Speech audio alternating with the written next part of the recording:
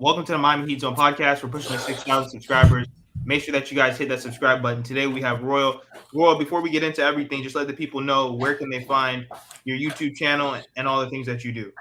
Yeah, man. So the Basement Sports Network is our YouTube channel. On Twitter, we're Basement Sports In. That's also our TikTok and our Instagram. Or you can listen to our pod, the Random Scrub Heat podcast, hosted by LJ Cascon, Hot Take Harry, and my man George. So yeah, that's where we are all over the place. So Jimmy, all right. So with all the Jimmy stuff going down with Shams and Woj, let's start there because every single day there's a good portion of delusional Miami Heat fans that are continuing to say that, oh, Shams is lying, oh, Windhorst is lying. Then you have Bernie Lee. He's running around saying that Shams is lying, but he's been very quiet of late. He might not want to respond on Twitter every day. Who knows?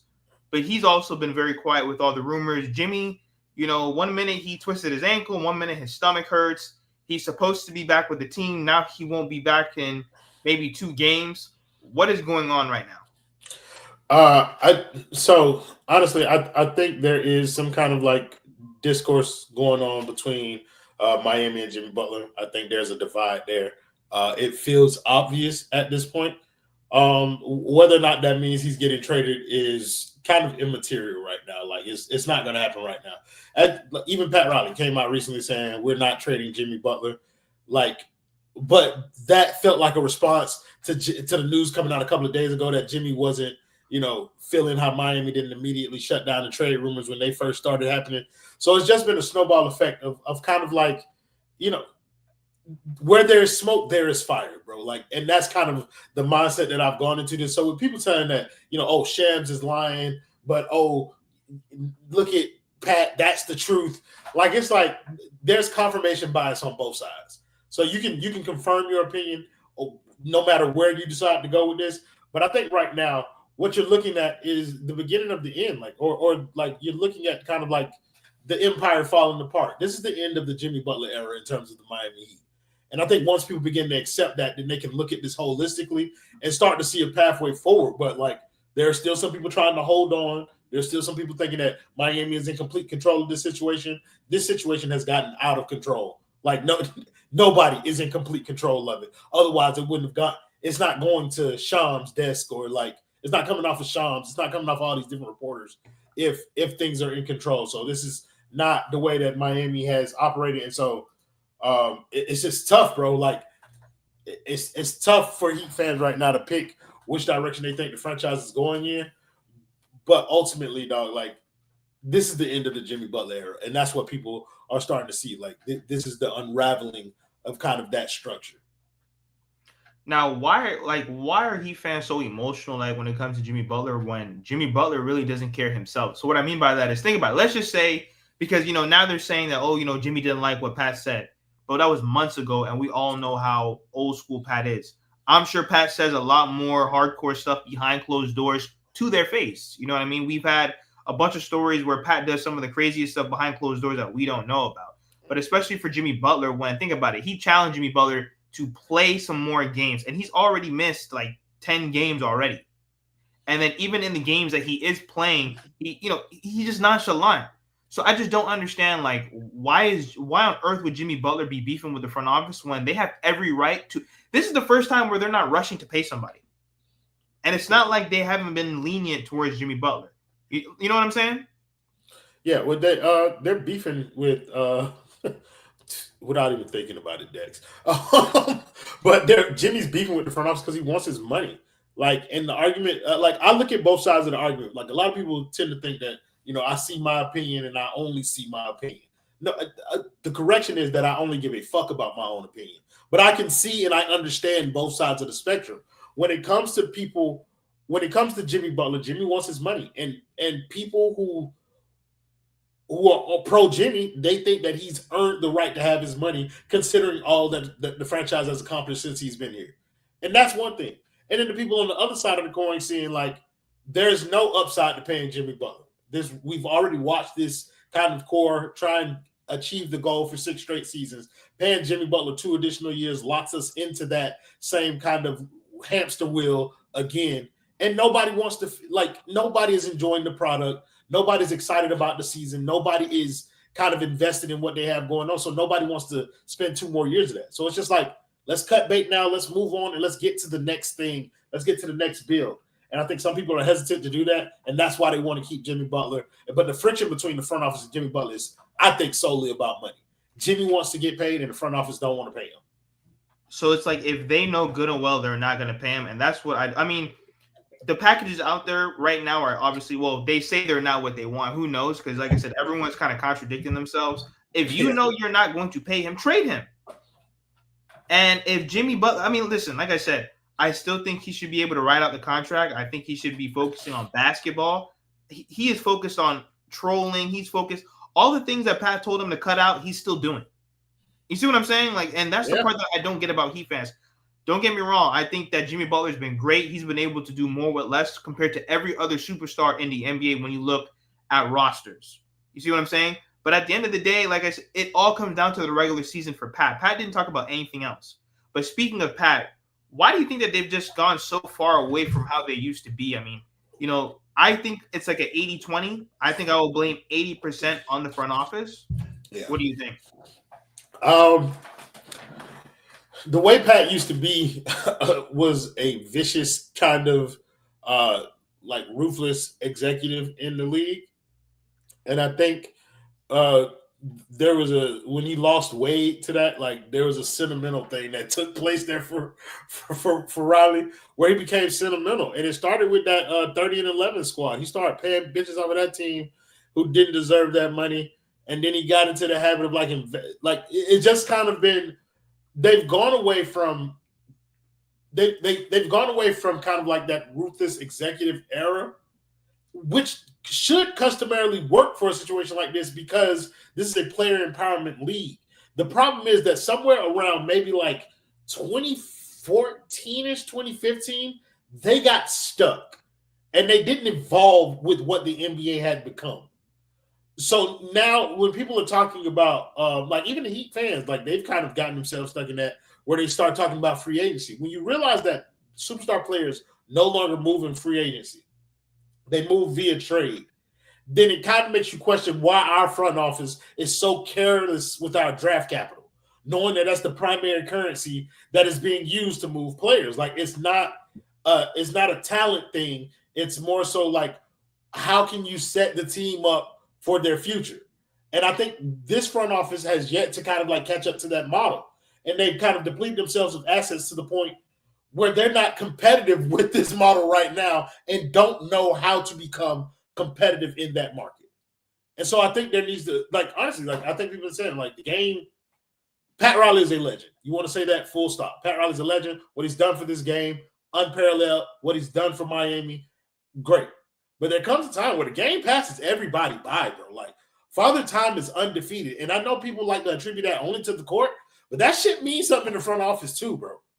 Like, it feels like Pat Riley doesn't have his hands on the pulse of what basketball is anymore. Jimmy ain't watched it all. I never said Jimmy was watched.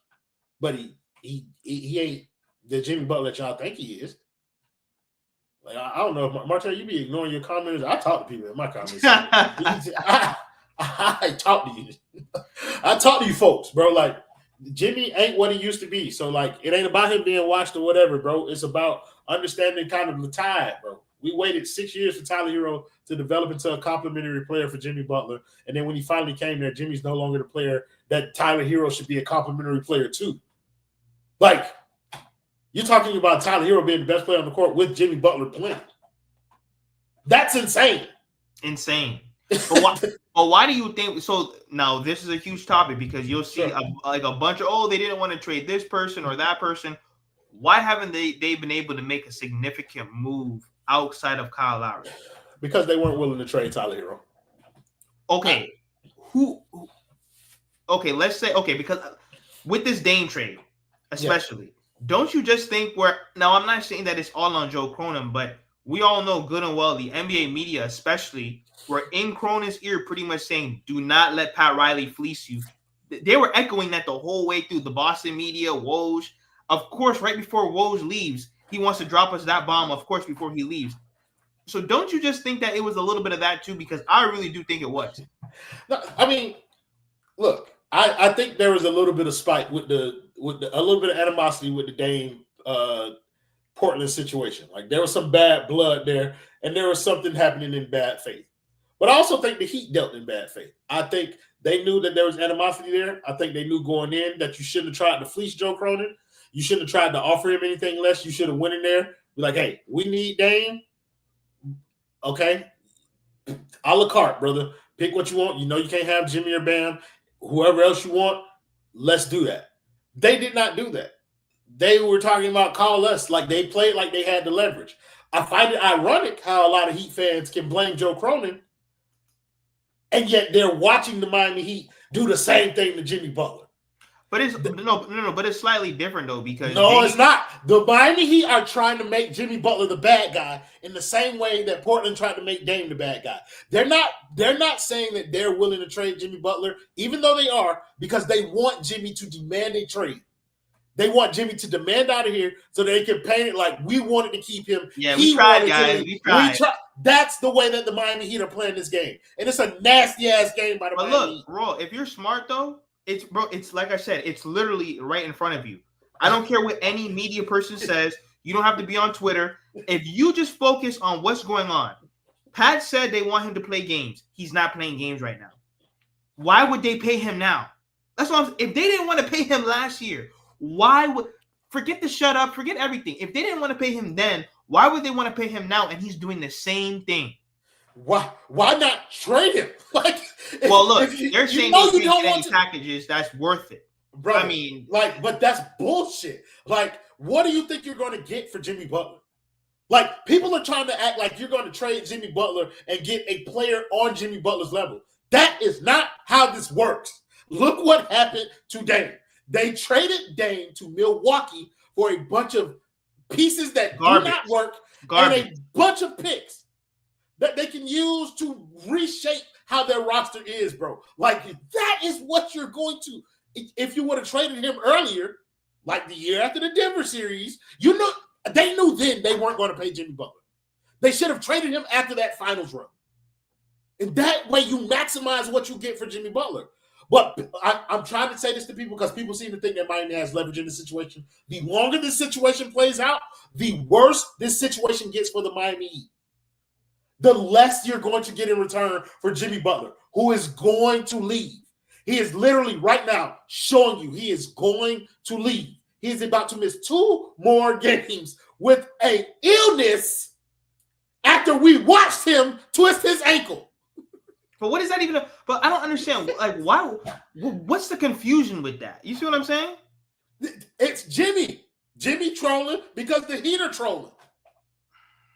Like, Miami can't position this man to be the bad guy and then all of a sudden try and pivot like they're innocent. Like, and it's like they got so many people who are kind of pushing that narrative with and for them, like that they're getting a lot of the fan base all riled up in there, accusing national known reporters for being liars. They called Shams a liar so many times about this Jimmy shit that they missed the fact that Shams reported several different pieces of Miami Heat news right after that. He reported Drew Smith. He reported Thomas Bryant getting traded, but nobody questioned that. You just question something that goes against your narrative. It's like people looking for like a trade package right now, brother. You're not going to find that. You're not going to hear it because that's not the way the Miami Heat want to operate. They don't want dealings through the media. If you start hearing trade packages out there right now, that team's trying to negotiate through the media. If Miami wants to get this done in a manner that's respectful to both parties, they don't want that to play out like that. But you also don't do that type of shit when you come out and say you're not trading.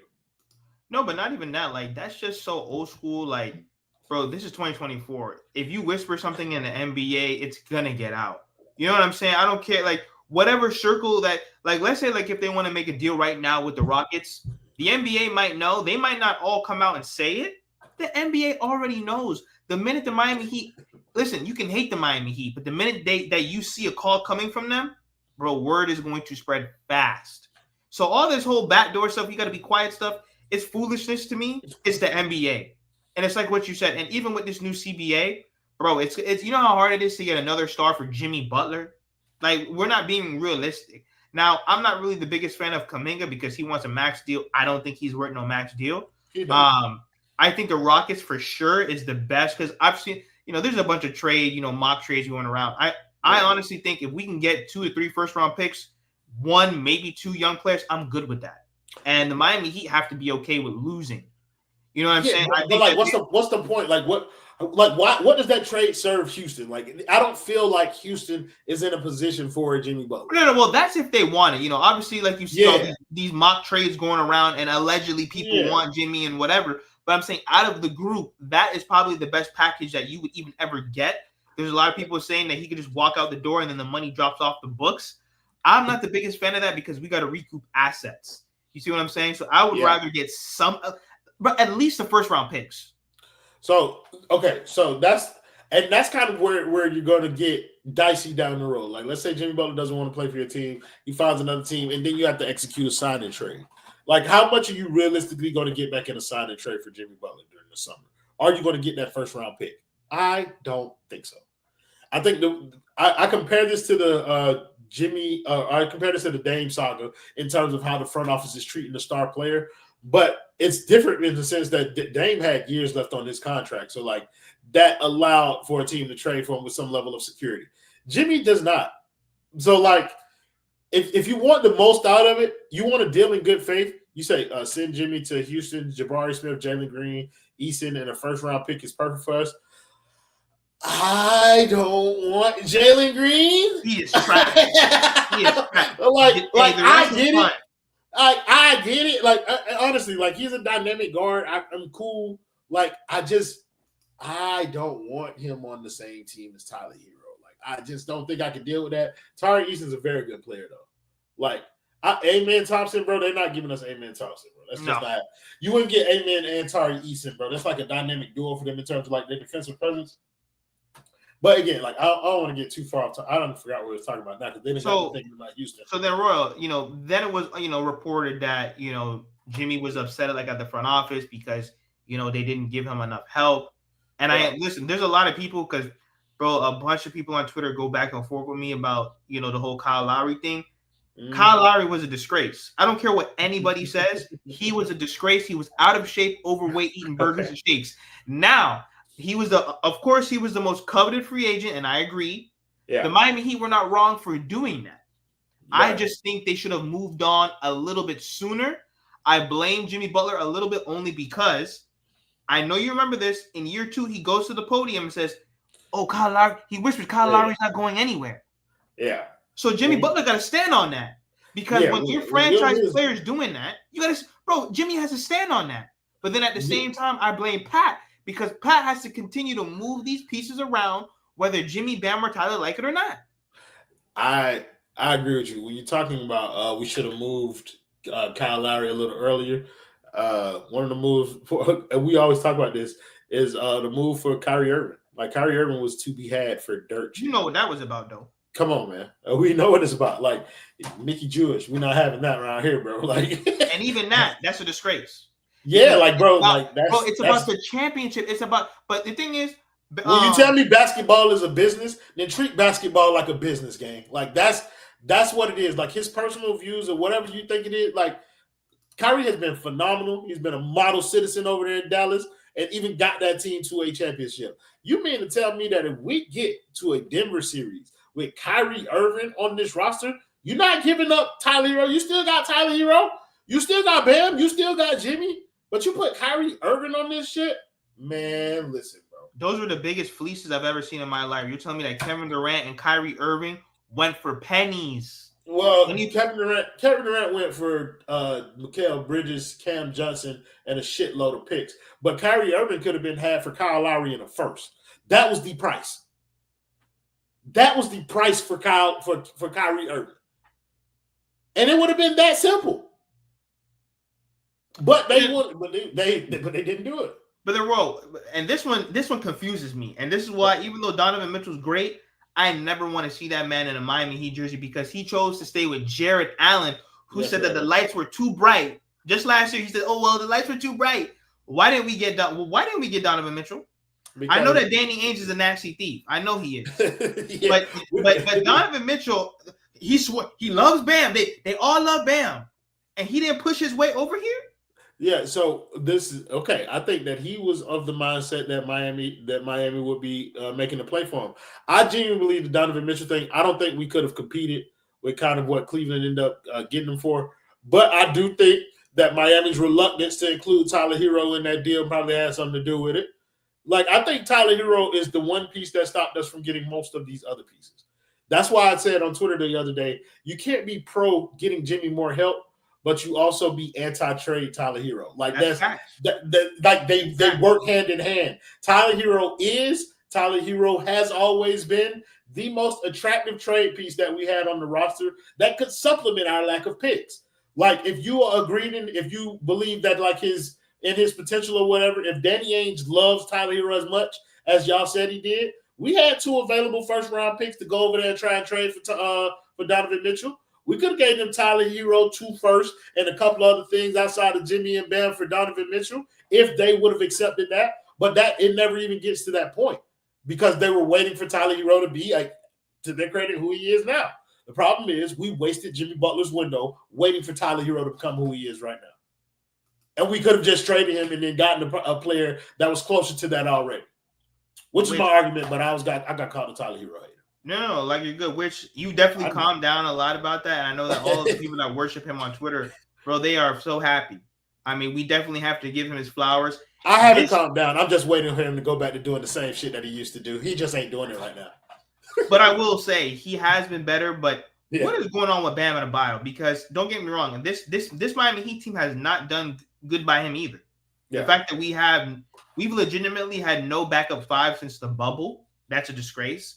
And we've had no power forward since the bubble. That's another disgrace. But just his overall play, like, bro, like he should be dominating in some of these games. Don't get me wrong. I know sometimes he's tired and he is playing very hard on defense. Even though it might not look like it, he's staying in front of everybody in some way, shape, or form. Not literally, but he's covering for somebody in every way, shape, or form. Oh, Bam? Yeah. Yeah. So it's like, what? But the thing is, it's like, I just think that they shouldn't have crowned him king. Because think about it, right? Why on earth you're telling me that you play for the Miami Heat, you're bamming about max guy, and you come out and say you don't want to be the captain? I just think that is listen, that's strange to me. I know that everyone can't. Why none of this don't go toward Jimmy? Jimmy's. Let me finish. Okay. That is the problem, and a lot of Miami Heat fans, they don't realize these subliminal things, and that's really what it comes down to. Okay, cool. Jimmy's in a hotel by himself with his boys. Who cares? Okay, that's weird to me. But the Miami Heat, they're trying to get more modern. They want to be more flexible with people. They're not going to take the cookies off the plane no more. You see what I'm saying? Like, but you know what I'm saying? Why isn't Jimmy Butler the captain? Why isn't he the one spirit? Because the thing is, when we win, he's our coveted leader. Why isn't he the captain? Because he doesn't want the responsibility, and they don't make him take it.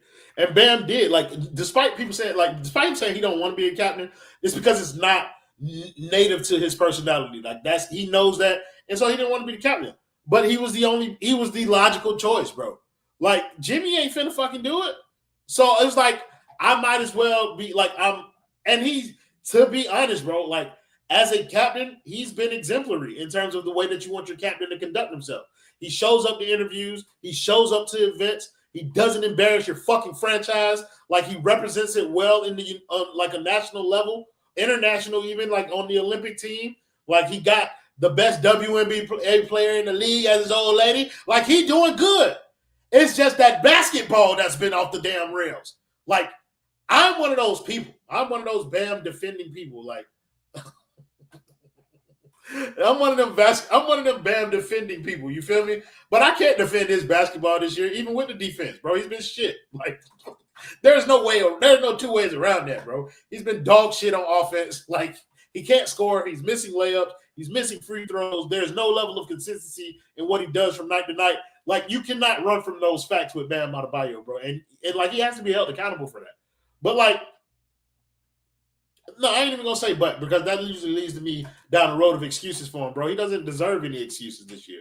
He has to play better. That's the long and short of it, bro. Like he has to play better. So then where do the Miami Heat go? What do they do going forward? Because listen, I don't think they're gonna trade Jimmy. I think, you know what I mean? I mean they can and they can't. Listen, the fact that Jimmy playing all these games, once again, think about it. why couldn't he just do what Pat told him to do? That's what it really all comes back to, Royal. Listen, he could bump head. We made Jimmy Butler, okay? So in the sense that we gave him $150 million, all that crying that he doing about getting paid, we paid him up to this point. Fulfill your contract, and that's all that they're saying. If you fulfill your contract, we're gonna talk about the money, but we got to see how this stuff works. The new CBA, the roster, there's so many different things. It has nothing to do about his production. But like, what's the point of talking to him? What's the point of talking to him about the money at this point, Martell? Like, it ain't no like. So I ain't got nothing else for you, bro. You don't have no basket. You are showing me your ass right now in your contract year. I am not paying you shit. Like, I'm not paying you. Absolutely. And I think that's kind of like what Pat Riley on. And shout out to Pat Riley. Like, I'll be the same way, bro. Like, you showing me your ass, bro. I'm gonna show you, bro, this summer. Like, I ain't paying you shit. And you can go out there and you can go find your money all you want to, bro. And he's not. He's not. He might though, but like that's what I'm saying. Like he might find somebody who's willing to break bread with him. You feel me? And it might not be $50 million a year, but if you get somebody to give him 3 years, 135, 45 a year, like he'll take that. That's more years. That's more money. That's all he really wants is more years to get paid. But it's like no stars coming to Miami because of how they treat their grapes, brother. Bam Adebayo has friends in this NBA. All right, let's be real. Like this ain't about how no organization treats you. Like this is a players-run organization. It is like that's the league. Bam Adebayo has friends. Somebody will come there to play with Bam Adebayo if they create an opportunity. So what do you think about Fox? Because listen, all this stuff coming out, I think they're close to blowing it up. Only because if you're 12th in the West already. Good luck, my man. Good luck. They just fired their coach. Yeah, and they lost 5 in a row. Fox and Rich Paul went to the organization and said, "Yo, what the hell is going on here?" So once you start seeing those things, I can definitely see them blowing it up. Can you pull up SRT Dre next comment, please? Who were Bam's friends? Oh, Lord. De'Aaron Fox, Jason Tatum, Donovan Mitchell, all the motherfuckers he played with on the Olympic team. Take your fucking pick. Bam Adebayo is a popular guy. We should have drafted Bronny. Brother, go away. We would, but yeah, like De'Aaron Fox, yeah, I would love to have De'Aaron Fox here. I'm worried about kind of like what that would do. Like, I know a lot of people want to see him play next to Tyler Hero because they've always talked about putting a defensive-minded guard next to him or whatever. I'm worried about what bringing a De'Aaron Fox here would do to Tyler Hero's production. I think anytime you put a ball dominant guard next to Tyler Hero, there's going to be some slippage there in terms of production from Tyler Hero. So you're looking at maybe not these 24 points per game or 23 points per game. You're going back down towards 20, you know what I mean? Maybe even 19, 18, somewhere around there.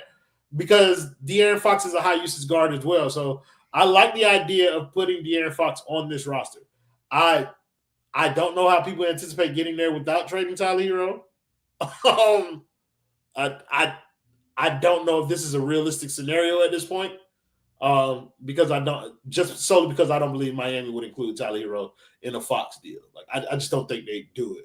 So I would be down for it, but they probably ain't gonna do it. The only way, and this is like a very slim chance. The only way that happens is if it's through Rich Paul. That's it. Because Rich Paul can control the NBA, he controls certain circles, and he gets his players paid. That's the only way. Because think about it. OKC's going to come out of nowhere with 5 first-round picks. So it's like, one of these poverty franchises that have been, mid or they've gained so many picks over the years. I mean, let's say they throw 3-4 first-round picks. If Mikal Bridges went for 5, so you know what I'm saying? Like, yeah. So I think the market was kind of like skewed in that point, and there's some Villanova bias that happened there with that New York thing. Yes. But yeah, like I do think that like OKC is always going to be a threat. Houston is a threat because they have millions of picks that they can throw at kind of like any number of stars. That would be alluring. I think your Rich Paul point is well taken though. Like one thing Rich Paul is very good at is like getting his clients where they say want. They want. Yeah, like if De'Aaron Fox says he wants to go to Miami, I think Rich Paul would be one of the premier clients that you want to work with, like in terms of getting him there. What that would require, though, like, again, I think they'd have to give How up many Tyler first round Hero. picks we have? Like 2? Miami? Yeah, like we have 2, right? Miami has one. Miami has one tradable first round pick right now. Yeah, we're screwed. Yeah, that's gonna be tough. You feel me? Like, but they could probably like sell them on like, hey, we'll give you Jaime Jaquez, and that's like another first And round all pick. of those, listen, all them boys can go. Jovic, Jaime, Khalil Ware, all them boys can go. I saw somebody in the comments earlier ask about Khalil Ware, like, and I think he's been an interesting topic of discussion too for this team. Sorry to pivot, like, no, you're good. Show. Y'all, I already know, brother. You know, I do the hosting biz too. So, but the Khalil Ware thing is interesting because Khalil Ware has been fantastic in like recent stretches that he's played. But I think you still see some areas of growth for him. Like, I think strength is the biggest area of growth. And I know a lot of people are like, they're salivating. We saw like 2 minutes of it in the last game, but people are salivating for the opportunity to see Khalil Ware and Bam play next to one another. You wanted them Khalil Ware people too? No. Listen, you're telling me that, right? We have a 7-footer on the roster. Yeah. He brings something that nobody else on this roster can bring. Is he Alonzo Mourning? No. However, you need the athleticism. Bro, for 15 minutes, let him run with Bam for a little bit. Just so that Bam don't got to grab every rebound. Just so Bam don't got to block every shot. Listen, people are going to bully him a little bit. He's a rookie. I'm telling you right now, next year, though, if we do keep him, I think he's going to be a lot better because he'll have that whole offseason lifting weights, being in the right shape, you know. So I think next year we'll really see his potential. I think he's shown flashes, and I think this is something that the Miami Heat need. But I'm not tripping over Khalil Ware. I hope he is, good for this roster. I think he should be playing. We don't have a backup 5. Yeah, so that's part of the reason why he's not going to play next to Bam a lot is because we don't have a backup 5. And I think them trading Thomas Bryant was showing a little bit of faith in the ability to be able to play him for certain stretches during the game. Here's the thing, though, like, you have to understand that rookie players don't play with Spo. Like, which is foolishness. It's not foolishness, bro. Like, if you believe in Spo's ability to develop players, then you have to believe in Spo's ability to develop players. Like, no. So what I mean by that is, bro, this I get it. Mediocre, bro. I get it, but like for now, like Jimmy Butler's still on it. That's why I'm an advocate of them trading Jimmy Butler like midstream. Right now, they don't know which direction. This is a directionless franchise. They are straddling the fence between 2 timelines, and they're doing it terribly. So, like, you want to develop young guys, but you got Jimmy Butler on this roster, and you're trying to compete. Those two things clash ideology, like in terms of like ideology. You cannot do them both at the same time. So, like, if they trade Jimmy Butler, then I'm all for giving the young Bulls some run. Like, but then, like, what's the point of Kevin Love on this roster? You feel me? Like, he should go. He should have been gone, though. They should not have brought him back this season. Bro, listen, if you can't play most of the season, why are you here? He's the vibes. I mean, he's the vibes. Well, listen, we shouldn't even be talking about Kevin Love. We should have a better roster than that. The fact that we're even talking about Kevin Love, that is the problem. But that's what I'm saying, though. Like, that's part of the thing. Like, and then, like, your big men on this roster are essentially Bam Adebayo, Khalil Ware, Jovic, and Kevin Love. That is your power rotation for this team. And I get it. Like, Khalil Ware feels like the most exciting of that bunch. But y'all saying the same shit about Jovic last year. Like, and now people understand, like, he has his limitations. I think they're trying to help mitigate, like, Ware's limitations as much as humanly possible. That's why he plays short minutes. That's why they're giving him an opportunity to strengthen his body before they make him log heavy minutes. I get the 15-minute argument with Bam. There are spot pockets for that, but we still got the rest of the season to go, bro. Like, at least let it make it to the second half before we start calling on a rookie to come save us. Like, but it's not even about saving Royal. It's just about basketball. Like, I feel like, you know, these NBA coaches, they just get so deep into it. It's about, bro, put Khalil Ware out there to catch a rebound. That's it. Put him out there to block a shot. And I mean, thank God she's finally doing it. And that's all we wanted. What he's doing right now, I don't expect any more. Yeah, but like, when you have a team full of bad perimeter defenders, wow. Like, what happens when you got a rookie in there who don't know where to be? Like, he don't know when to rotate. He's rotating late. So, like, he's out there getting blocks, but that's because he's chasing blocks. And it's not a function of the defense. Like, he's not anchoring the defense, which is what you need from your center. Like, that, I feel y'all, bro. Like, size, athleticism, he has it. We could use it. throw it out there, let it grow organically. But that's just not who Spo has been. That's not who he is. He's just kind of, brother, y'all don't want me and Daryl on the stage at the same time. I do, but yeah.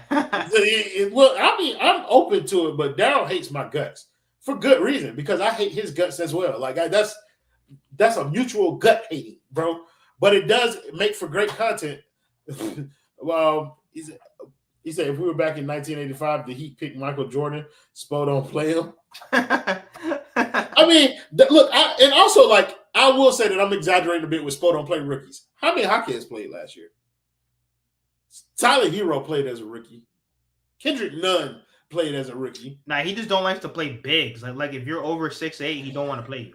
I mean, just being real though, like the bigs that we've had that have been over 6'8" during this Jimmy era have been garbage.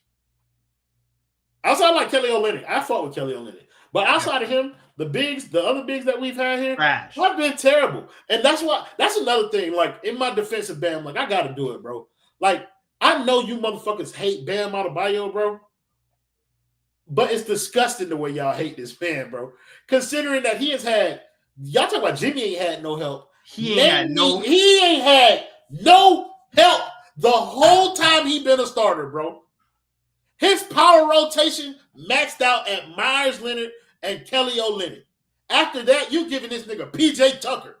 You giving him Shameless Highsmith out there playing power forward. Caleb Martin.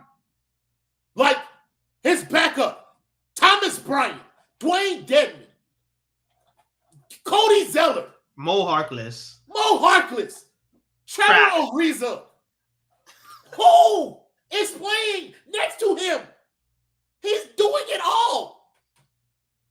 Like, give the man some fucking grace, bro. Like, at least Jimmy got niggas to rotate out for him. As soon as you take Bam out the game, the defense falls through the floor. Solomon Hill. Solomon Hill, bro. That's what I'm saying, bro. That is true, bro. People want to cook on Jimmy and not getting Jimmy help. Like I said, my biggest thing with Jimmy is he doesn't take the regular season seriously. I don't need him to play 82 games, but when you're on the court, play, because when you're not there, the team is a disaster anyway. But well, he is there. Like, I'm sorry, like just to defend Bam some more because no, you're good. Bam, no, for real, Bam. People hate Bam. Like, no, they do. This fan base hates Bam, and I don't understand. Like, not only does he not have any help as a big man, he ain't get no fucking help from his perimeter guards either. Point of attack defense, we've been complaining about for years. But you know who has to deal with it? Bam Adebayo. Because as guards are blowing by, fucking our point guards, our shooting guards, Bam has to rotate. And then but if they get in a pick and roll situation, Bam has to switch onto the guard. And then we're complaining about the little guys who have to protect the rim. Do y'all realize that we had Kyle Lowry guarding post players when he was here? Because Bam had to switch onto a guard every time. And yet people want to talk about him shooting the basketball. I get it, bro. Like, again, I'm going to stand on what I said. He needs to be better. But, bro, if anybody deserves a season where they can fuck off, like, my vote goes to Bam. He's earned a season where he can have a slight dip in production because other people have already taken their opportunities. And I'm off my soapbox. That's fact. I'm off my soapbox right now, bro. No, but it's true. Like I said, we can talk about anyone on this. Bam has been the most consistent player for year in, year out, and he's doing the hardest job playing defense, guarding people, guarding Joel Embiid, guarding Jokic, covering for everybody, switching, rotating. He's literally guarding one. That's what I'm saying. He's literally guarding 1 through 5 on every single possession. In some way, shape, or form, he's covering for somebody. You know what I mean? Last point. Everybody who says Bam is not a center, I got a news flash for all of y'all. Somebody said, I can't listen to this loud guy. He's nonsensical. Daryl is a genius. You crazy as fuck. Everybody who says Bam is not a center or was a power forward. Y'all know them. Y'all know them two finals runs and 3 Eastern Conference Finals appearances that y'all like to tout so much. Y'all know who is the center for all that? I rest my case. No, you're right. No, I mean, but they're just talking about height-wise. Listen, like I said, the abuse that Bam has been taking and the wear and tear, like I said, Pat Riley can say whatever. They failed. They failed this whole run. Did they try? Somewhat. Did they make drastic mistakes due to bad asset management? Absolutely. Terrible with the assets, and I feel like that's why we're in this exact same place. We never, in most of the situations, we never had enough to get anybody. We would have got outbidded every single time, every single trade, and the slight chance for Dame, like I think his agent also fucked that. Dame should have stood on business a little bit more because everybody who did, James Harden, Kevin Durant, they always get to go where they go. Dame should have stood on business and shouldn't have just said, "Oh yeah, second option Milwaukee." No, stand on that and force Joe Cronin, force him to make that tough decision. I'm not putting bro. I'm not. I don't put that on Dame, bro. Like I put it on Miami. I cannot blame Joe Cronin for Miami Heat mistakes. I think it was a mistake to go in there thinking that they will be able to fleece Joe Cronin. That's why I think the mistake was made initially. Miami went in there because they had just made it a run to the finals. They felt as though they were in a position of strength. And you heard it through the local media. We could just bring back the same team. You know what I mean? Bro, the same team was just an 8th seed. And I think because of the finals run, people forgot that was one of the most miserable regular seasons of all of our guys. We don't talk about that enough. And that's why sometimes I hate Miami Heat fans because what they did will never be done again on this. Our franchise will never do that again. No, our team was. That's not a normal thing to lose the playing game, win the second one, and you're telling me and they were dominating people. You're talking about steamrolling through the Milwaukee. I don't care that Giannis was hurt. Tyler Hill broke his hand.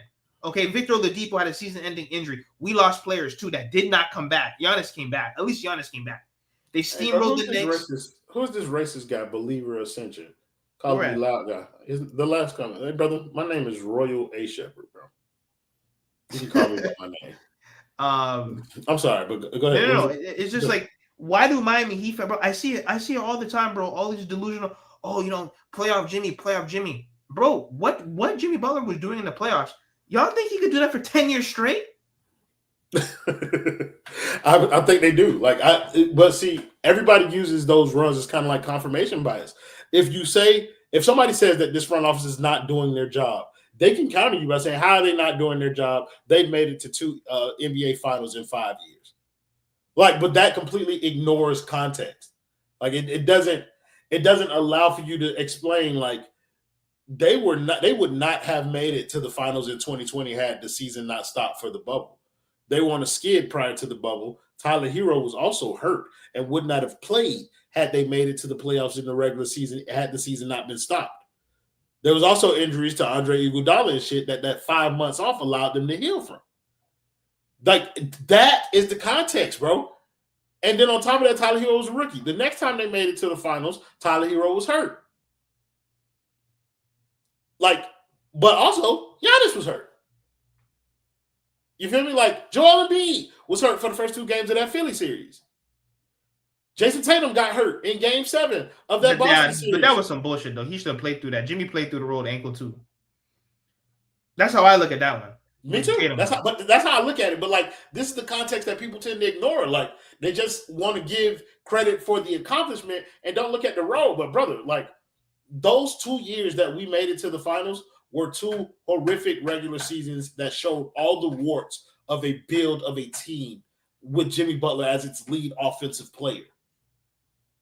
And the original thought wasn't to have Jimmy Butler be your sole offensive engine. It was to bring Jimmy Butler and to get another player here. Miami never followed through on that other part. We didn't know what Bam was at the time. Tyler Hero was a rookie. But the idea was to build something to bring somebody else there to play with Jimmy Butler. They never did that. Thank God Bam ascended to a level where he can be kind of like a peer to Jimmy Butler at points. But they never got to that second star to help get us over the top. And Heat fans became complacent. After you get there, you got a little taste. That was enough. But we used to hang banners, bro.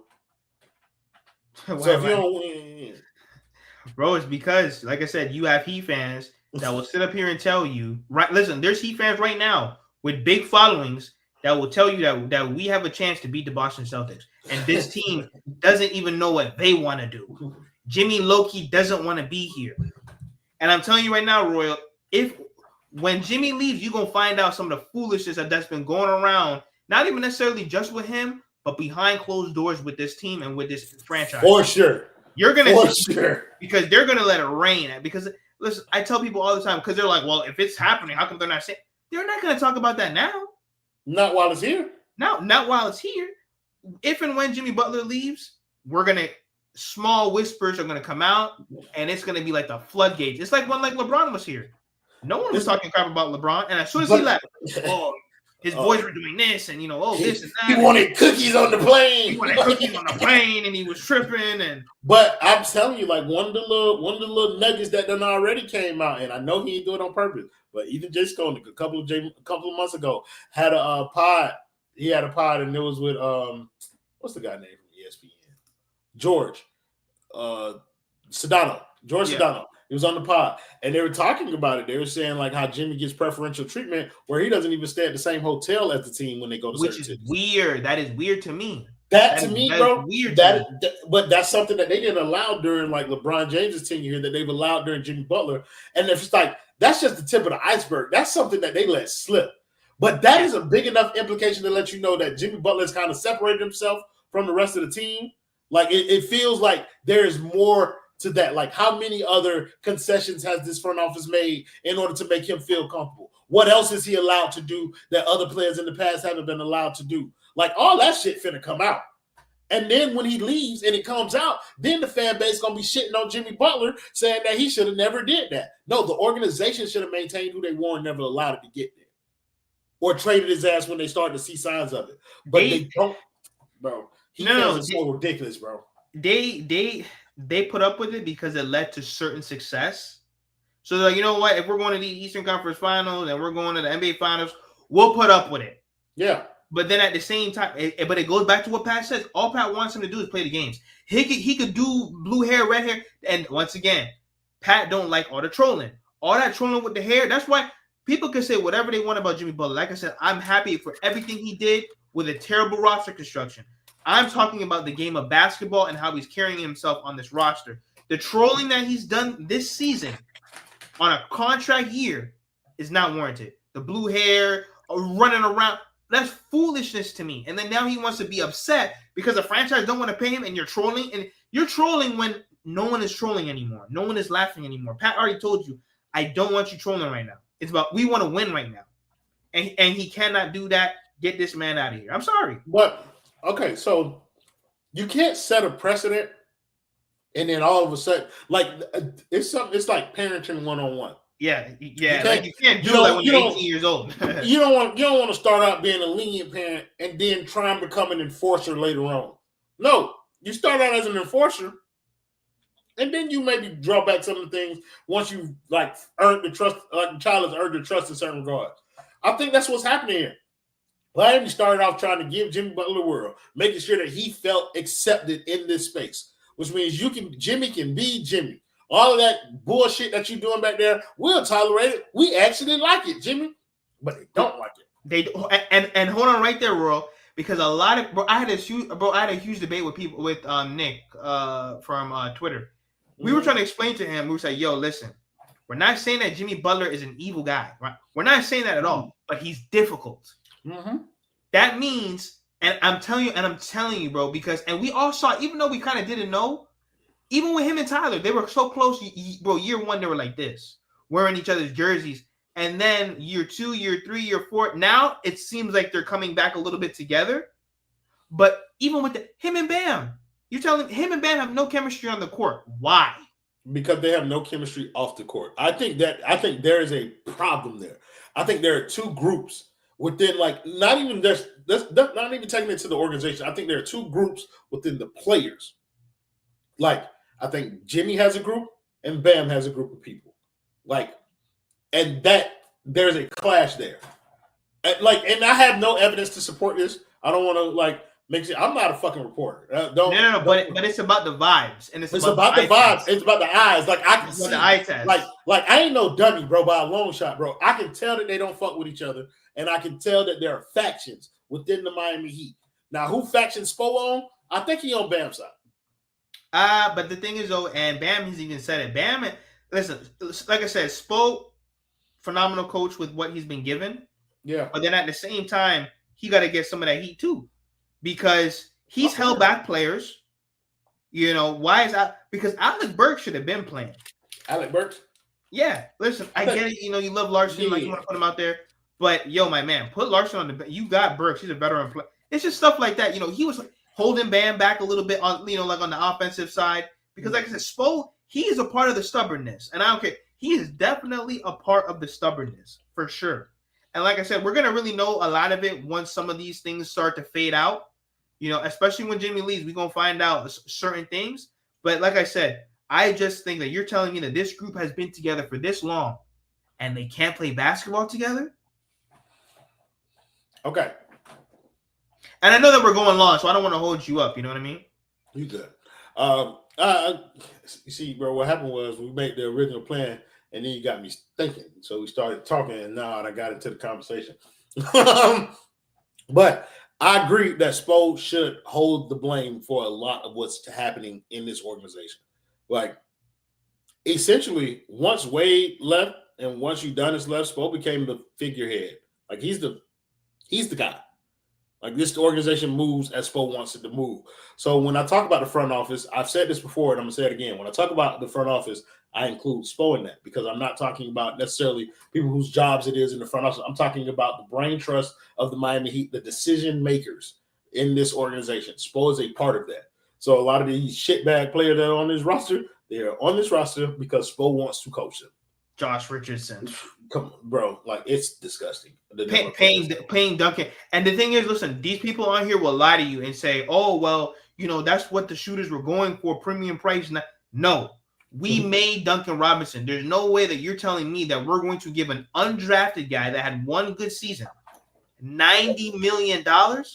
That was crazy. We made another Duncan Robinson while Duncan Robinson was still on the roster. But still on the roster. So they're trying to justify, oh, but all these other shooters, yeah, all those other established shooters in the NBA. Yeah, but listen, when we gave him that money, and we don't talk about that enough either. We can blame Kyle Lowry. Duncan Robinson's money handicapped us too. Not trading him. Like, there was a season when Duncan Robinson got benched. I think it was the year that we were the 1 seed. Duncan Robinson on the bench. You got Tyler and Max Strus playing most of the minutes. That money would have matched with somebody like, because we needed an additional 4. Like, somebody with some. We still, again, like Jeremy Grant was available. Like, he could have been had for a Duncan Robinson contract. I think they were making around the same amount of money. PJ Tucker, not PJ Tucker, but PJ Washington.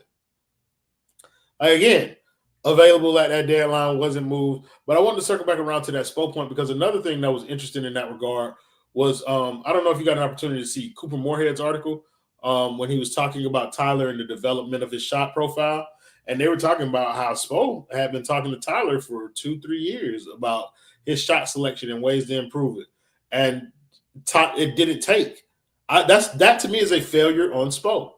For you to be able to see that Tyler Hero's shot selection is a problem and not be able to fix it in years where we're touting you as the greatest coach in the league, and it took you 3 years to get him to take the shots that you wanted him to take, that is a failure on your part because you have tools in your arsenal to make him do what you want him to do, particularly the fucking bench.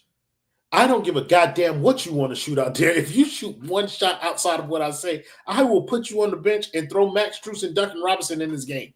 Now, hold on right there, Ro, because a lot of people, they'll come at us and say, oh, no, people forget how the NBA used to be. Bigs couldn't even, bro. If a big didn't dunk the ball, bro, go back on the bench, my man. And it's like what you just said. Everyone's crowning him as the best coach.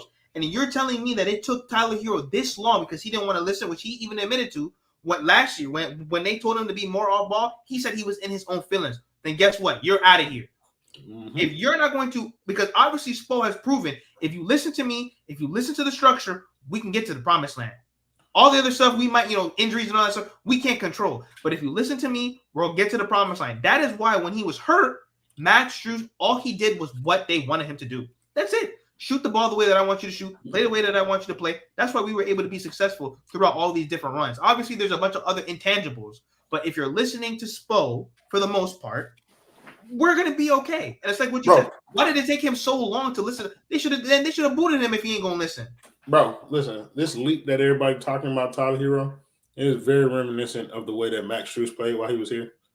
Like, you're not gonna tell me that this archetype or this structure for Tyler Hero hasn't always been in place. That is true. Duncan Robinson did it before him. Like they just like all he had to do was follow the blueprint. He was the reason that he was not being as successful as he is right now. He is the reason why he's thought of as an inefficient player because he wanted to dribble. He wanted to handle the ball and pick and roll as opposed to just coming off screens and letting that bitch fly, which is what he's doing right now. And look where it got him. He did it in college. It got him in all-star conversations, Martell. They're talking about this man as an all-star because he just catches the ball and shoots it, as opposed to trying to dribble and be black. You're not black. Shoot the ball. But it's like this is how he was playing in college. If you look at his college tapes, he was shooting the basketball. Not all the dribbling, trying to cross people over. No. What he's doing now is what he was doing in college. That's why they drafted him the way that they did, because he was shooting lights out in college. Yeah, I know people love to tell me that I don't know ball, and it's crazy because like I be like, bro, I know way more basketball than all y'all. But also, look at Tyler Hero, bro. Like before when he couldn't get over, like on the screen, somebody used to fight over a screen or whatever. Like he was still trying to dribble and then reset the screen and try and do all that. He doesn't do that anymore. Nope. He'll stop behind the screen and launch it at the goddamn rim. Do that. It works. Like that's just what it is. It's SRT Dre. You have been. I remember when you used to be an avid watcher of my show, brother. SRT Dre. Yeah, he's been fugazi all night. Hey, listen, bro. SRT Dre is cool. Like I don't really mind niggas like not agreeing with me, Martell. It's a kind of a known quantity at this point. But at least do me respect and listen to what I'm saying before you're trying to tell me that I'm full of shit. Because like I ain't lied now time yet. Just want to be 1,000 with you. Oh, you send the stream yard to anybody who want to jump in? They ain't gonna jump in. They ain't built like that. But come on, brother. I don't really know what type of time it is. They're not built like that. Trust me. I done put open invitations for people to disagree with me on my channel. They're not built like that, bro. So like I said, it's gonna hurt when he leaves. It's definitely gonna hurt when he leaves. But it is what it is, man. You got to now start thinking to the future. I really do hope. But the thing is, though, Pat also got to get out of here. Pat's next. Because it's like any business, any type. You can't be there for 50 years, bro. Eventually, you're going to need a new set of eyes. What you think going to happen, though, bro? Like, you think they're going to fire him? They not. No. But I don't think, listen, I don't think he's leaving. It would be a miracle. Listen, it's going to take us a miracle to get back to the TCF. And even the NBA Finals, okay? So I don't see Pat staying after this year. I mean, like, think about it. He's not going anywhere. Like Pat Riley is not going anywhere. He's going to die in that chair, bro. Like that I believe that Pat Riley is the type of person like that. Nothing in his personality strikes me as somebody who's going to walk away from the challenge of putting this team back in a position to win a championship. Like that doesn't strike me as something that he'd do. So I feel like he's just going to sit there and he's going to continue to like plug away at it. I do got like one final question for you before we start wrapping this shit up. Yeah, there's been a theory floating around the basement that Tyler Hero is going to end up being the last man standing on this roster. Like he's going to be here after Bam leaves. What are your thoughts? Like, how do you feel? It feels like it's trending that way for me too. I used to be against it too. I'd be like, no, there's no way. But then like. It's just, I don't know. Like, that means that Bam would have to go against everything. They'd have to piss him off. And they're not doing so already? Which I don't understand. They're saying that, he's a franchise guy and, he's supposed to carry the mantle, but they don't do anything like that will favor him at all. They have not done anything. I don't care what anyone says. They have not done anything to favor Bam, especially. Jimmy's one thing, but it's like what we spoke about earlier. They'd have to really piss him off to leave.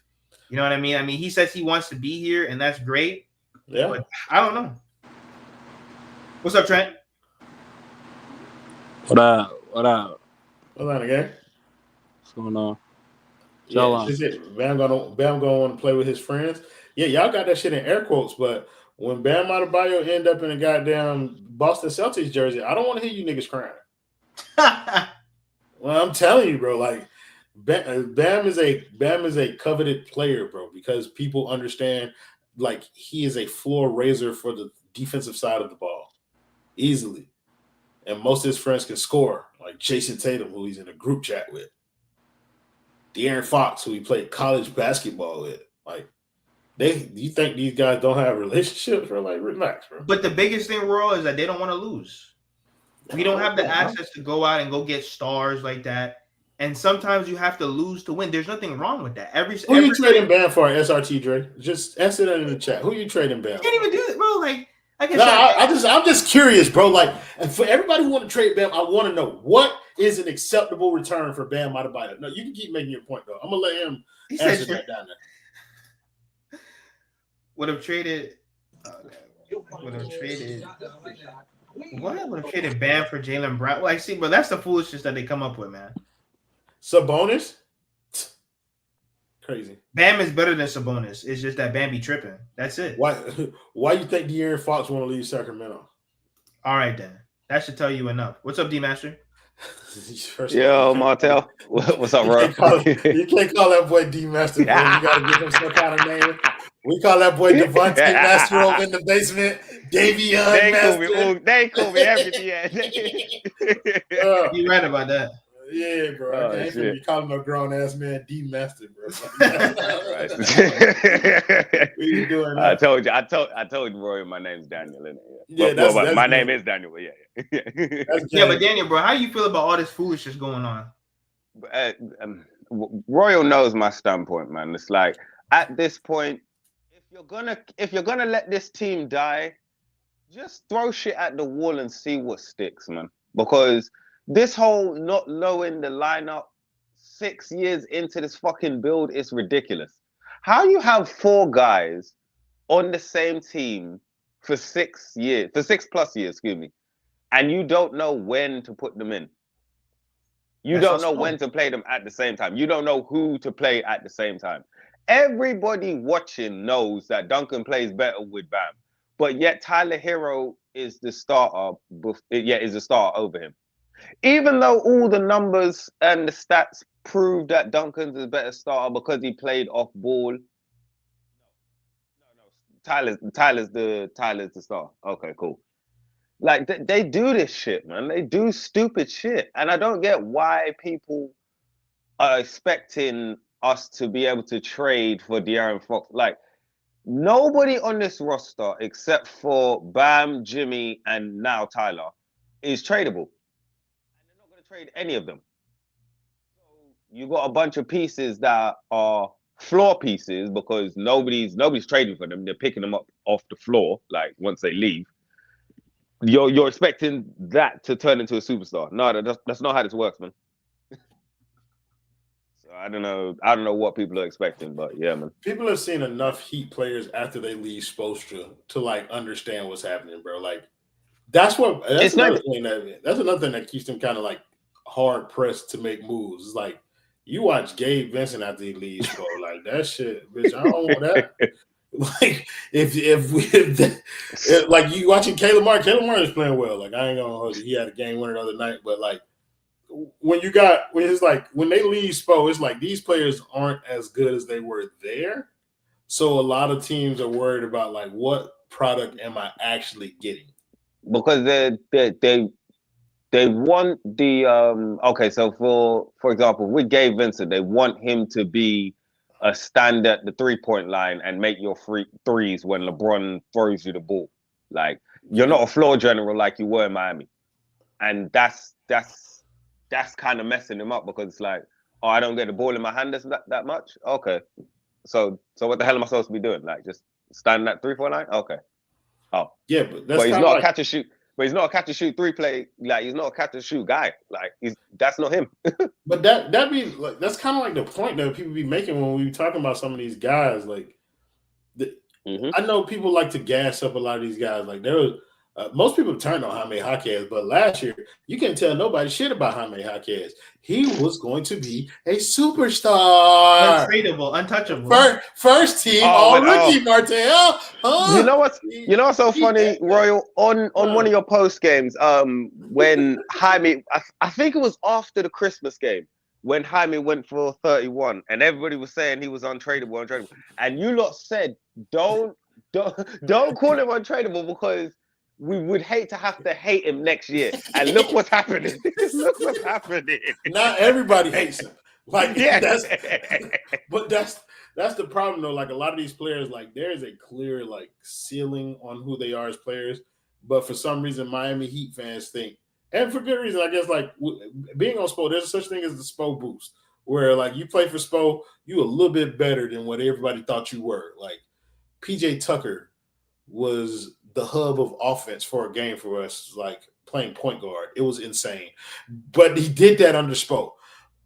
But like that also means that these players aren't as good as Miami Heat fans evaluate them to be. So it's like when you're talking about Jaime Jaquez, be cautious in how you talk about Jaime Jaquez because he is a beneficiary of the Spo boost. When you're talking about Drew Smith, Spo boost. When you talk about Kashad Johnson, Spo boost. Like these guys are going to look better than they actually are, bro. Omer Yurtseven was averaging a double-double for the Miami Heat while Bam Adebayo was out. He went to Utah and could not see the fucking court.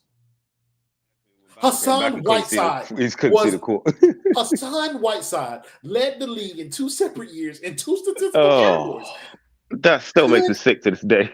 Brother, was a fucking abomination. Jeez, like respect Spo to the point. Like I know Spo ain't having his best year, Bam not having his best year, but I mean that does not mean that you get to throw out everything that they've accomplished for this franchise. Like that'd be my main point. Respect them boys. They're as much of the reason that this organization was ever had a chance at looking at a finals as Jimmy Butler was, bro. So like that's what it is, bro. But Spo's having 2 bad years in a row. Like once he got paid, Erk7 was a stud. They used to call that boy Turk Nowitzki out that bitch. That's sick, bro. That's sick. It is. That is sick. No, but it's true though. We don't talk about listen, and they will sit down and tell us, you know, Max Strus was just a phenomenal player, and you know, Gabe Vince, and they were great while they were here. But it's like what you said. Where are they today? Where's Gabe Vince? Fuck me, fair. Gabe Vince is still playing. More important question: where's Max Strus? Have you noticed? Well, he was hurt for a while, though. I think he's still hurt. Have you noticed that since he has been absent from the Cavs all year, the Cavs have looked like a different team than they did last year with him? Just saying. Who? Just saying. Max Strus. Oh, yeah. Now, obviously, it has nothing to do with it. I'm just. I ain't gonna lie. Like, Stone used to say, like, he wanted Miami to lose kind of one of these undrafted guys, then them actually go somewhere else and succeed and be like, damn, we finally let one get away. Just to make sure that it wasn't all fluke.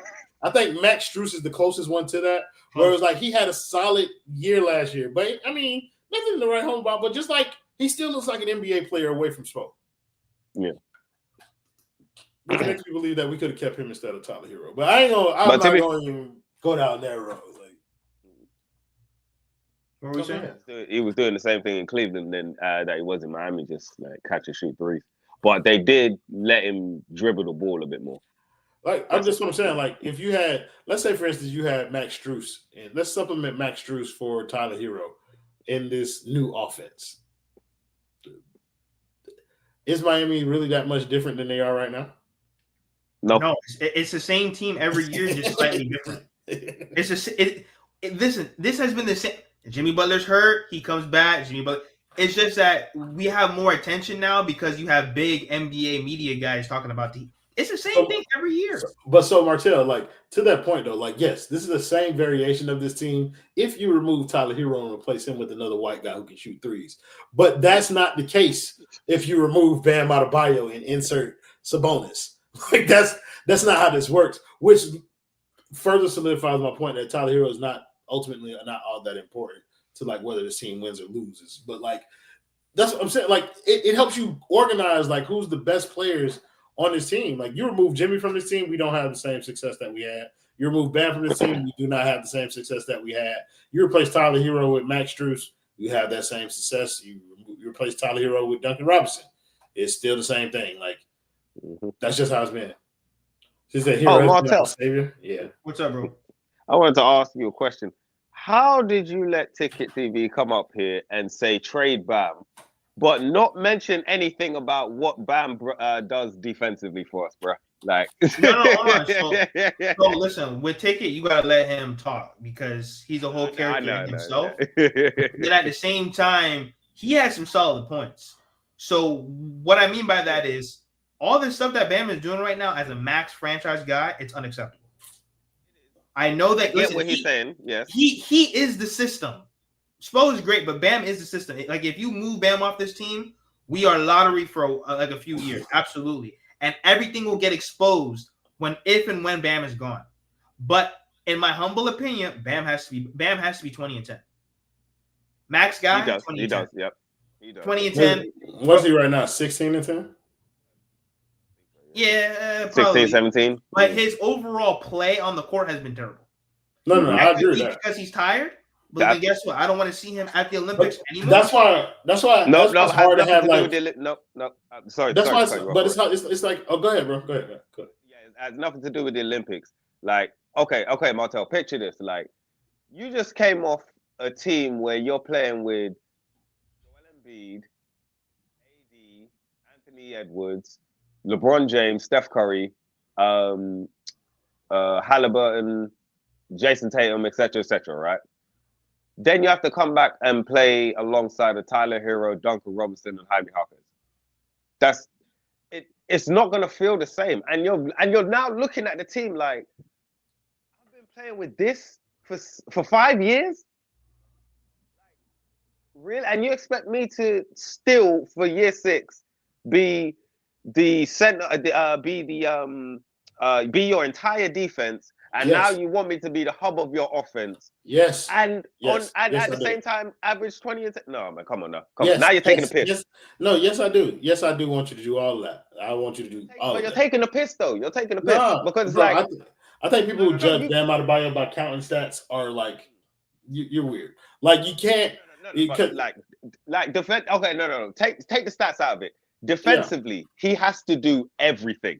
That's right. And it's not even close. He has to do everything. Otherwise, everyone else is just getting scored on. And you see that game to game. Yeah, I'm not disagreeing with the thing. I'm just saying, like, as an Olympian, like, naturally when you come back to your team, you're going to have to do more. Like, on the Olympics, you're playing with the greatest amalgamation of talent that the United States has to offer in this game. Like, so of course you do less. He can focus on the role. I think that his Olympic experience give more credence to the power forward discussion than it does, like, you know, he should be tired or some shit. Like, I don't give a fuck about how tired he is. Go out there and play basketball. That's what you get paid to do.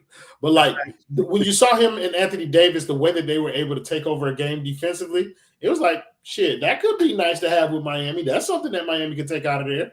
Like, you saw that he could play. I'm free, brother.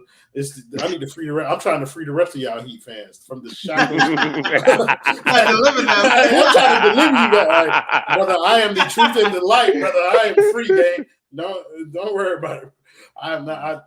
Nobody has no chains on the kid, but yeah, like, I think that's what gave it so much credence, and that's kind of like what makes me curious about the Khalil Ware thing with Bam. Like, I saw him play next to AD, and so I saw potential there. And it's not to say that Khalil Ware is AD. But the long athleticism, the rim protection that he provides, there are things that they could do there to kind of complement each other. And we've already seen it work at a godly level. Like, Bam and AD were fucking shit up in the Olympics, bro. Like, as a pair of big men, as a duo, and if you can replicate that to a lesser extent in the league, then you might got something that you could potentially build off of in that. But I think, like, people talking about, like, I saw, what was his name? Shit, somebody talking about Sabonis averaging 20, 13, and 10 or whatever. Like, but what is that impact like on the game, bro? Like, it's like non-existent. Like, like, I can see Sabonis scoring and I can see it not mattering at the same time. You feel me? Like, it just, what Sabonis does on the court it don't really matter, bro. it don't really move nothing like that. Like Bam is a player that I judge based off of the impact, and that's the problem that I'm having with him is that his impact isn't felt to the same level that it's been on the defensive end. Like I know y'all asking like who Bam guarding, it's everybody. Like he's guarding everybody. Everybody, yeah. But he does it. He's not doing it at the same level that he did. You said Steve Kerr unlocked Bam. Shut the fuck up. Spoels on that bench. But yeah, like it's I don't know, bro. Like it's the impact that Bam can have on the game that I'm. He's not having the same level of impact on the defensive side of the ball. Definitely not on the offensive side of the ball. That's what I'm complaining about. His stats will be whatever, bro. Like they'll get back, but like most of the shit that he do, like it's not counting stat shit. That's not what it is. Like being the hub of the offense, there's no stat for what Bam does. He's gotten more assists this year because his passes are leading directly to that. But the offense has been flowing through him for years. Like that's his job. You feel me? Like I'm gonna get off of this Bam soapbox thing. People been pissing me off about Bam though, bro, because like I slandered Bam the other night because he fucking deserved it. But it's just like the level of engagement, like, or it's not even the level of engagement. It's about the same. But the type of engagement that you get when you're talking down on Bam Adebayo is different than the type that you get when you're talking down on Tyler Hero. I say something about Tyler Hero. People spend all day telling me how I don't know ball and how I'm just a hater and shit like that. But as soon as I talk shit about Bam, amen, brother. Like, that's all the fuck I'm hearing on my timeline. That's all the fuck I see, bro. Is niggas want to high-five me for talking shit about Bam. But it's just like, yeah, he deserved it, bro, so I'm going to do it. But it's just like, also like, come on, dog. Like, what's good for one person is good for another, dog. That's facts. Yeah. Yeah, that's definitely facts. Hey, but Daniel, do you have anything else real quick before we close? Where do you see us going forward? Do they trade Jimmy? Nope. Can we get Fox?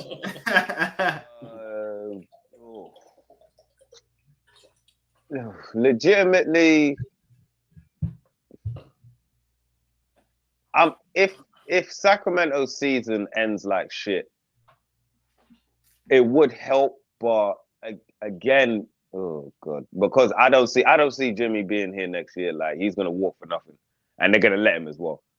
Because as Royal said, the longer this plays out, the worse it's gonna get for Miami, and that's the end game, really. Like him walking for nothing, and then you did all of this shit for no reason. But